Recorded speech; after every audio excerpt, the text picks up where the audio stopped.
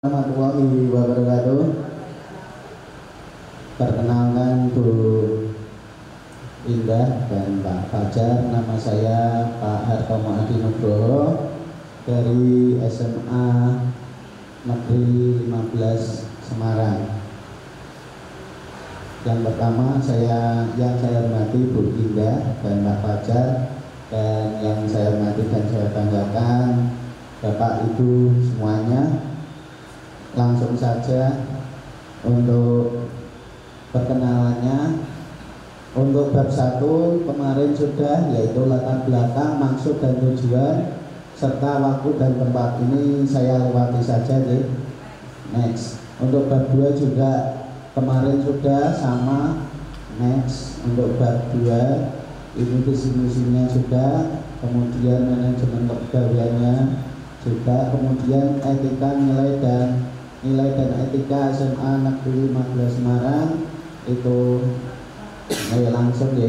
Untuk langsung bab 4. Nah, untuk tujuan instansinya meningkatkan kualitas pendidikan, kemudian rencana hasil kerja atasan langsung, terlaksananya pembelajaran atau pembimbingan dan tugas tambahan sesuai tugas pokoknya, kemudian terlaksananya program sekolah, terwujudnya pengelolaan sekolah yang berkualitas berdasarkan 8 standar nasional pendidikan, dan terlaksananya program pengembangan kewirausahaan dan evaluasi sesuai ketentuan.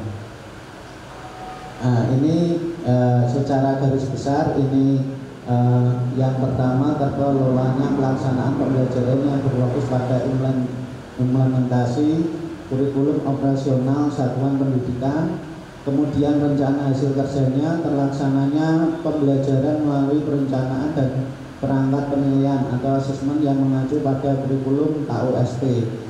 Untuk ini saya perjelas di sini. Untuk kegiatan dan tahapannya, yang pertama mengidentifikasi kebutuhan belajar peserta didik. Outputnya data tes asesmen awal kognitif dan non kognitif. Kemudian yang kedua, kegiatan dan tahapan yang kedua, menyusun modul ajar yang mengacu pada KUSP, termasuk menetapkan tujuan, materi, strategi pembelajaran dan asesmen. Outputnya modul ajar yang mengacu pada KUSP.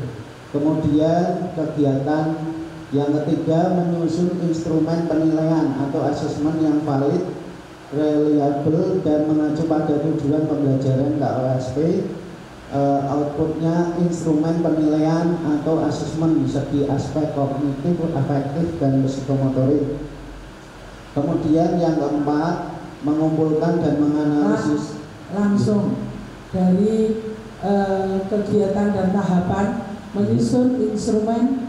Outputnya ini, outputnya yang ketiga instrumen penilaian. Langsung langkah yang penjenengan sudah lakukan itu langsung begitu. Untuk langkahnya, yang pertama saya memberikan layanan terbaik kepada peserta didik dan memastikan tes asesmen sesuai dengan awal. Ini berorientasi pelayanan. Kemudian langkah yang kedua, saya mengumpulkan dan menganalisis data asesmen awal serta data penilaian dilakukan secara jujur, transparan, dan bertanggung jawab. Itu akuntabel. Kemudian langkah langsung saya tanggapi. Modul ajar, menyusun modul ajar yang mengacu pada KUSP.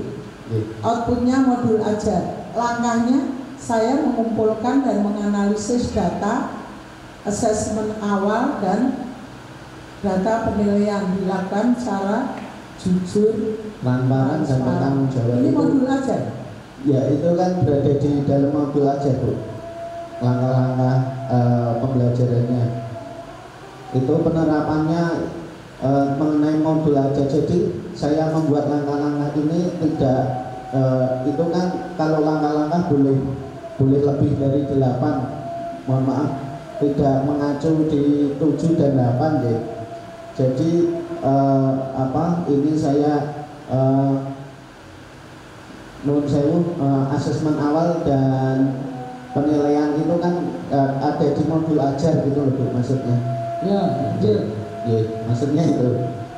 Terus kemudian saya mengembangkan kompetensi sebagai seorang guru untuk merancang asesmen yang valid untuk mengukur kognitif itu kompeten. Lanjut ya, ini sudah ya.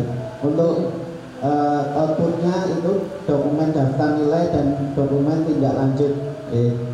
Kemudian yang keempat, dalam mengelola data siswa bekerjasama dengan peserta didik dan orang tua untuk memberikan pemahaman tentang hasil asesmen dan hasil tindak lanjut dalam menciptakan hubungan yang harmonis. Maksudnya ini kita menyampaikan hasilnya itu ke siswa dan ke orang tua untuk menciptakan hubungan yang harmonis. Outputnya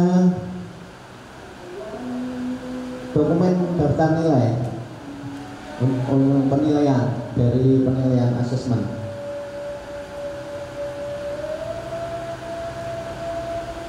Lalu menyusun rencana tindak lanjut itu outputnya mana? Dokumen tindak lanjut. Pikiran keliru menjawab. Ya, lanjut.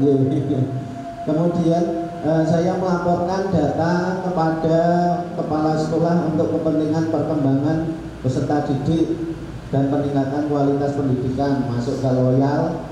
Kemudian saya menyusun tindak lanjut dan umpan balik sesuai dengan hasil asesmen kebutuhan masing-masing peserta didik, mempertimbangkan latar belakang dan kondisi adaptif, kesesuaian dengan data kebutuhan. Kemudian yang ketujuh, saya berkolaboratif dengan guru lain dan guru BK dalam mengolah. Saya bekerja sama, itu yang disebut kolaboratif.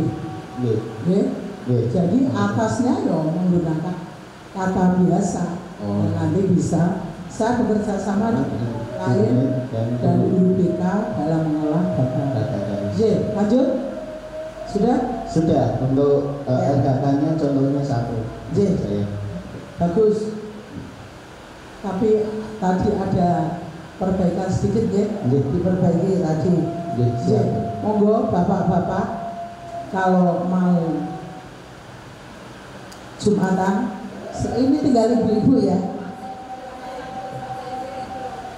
Nih bikin tak? Ya wes ibu-ibu sih. Pak Selu. Oh iya. Bisa sekarang. Tidak apa-apa. Terima kasih.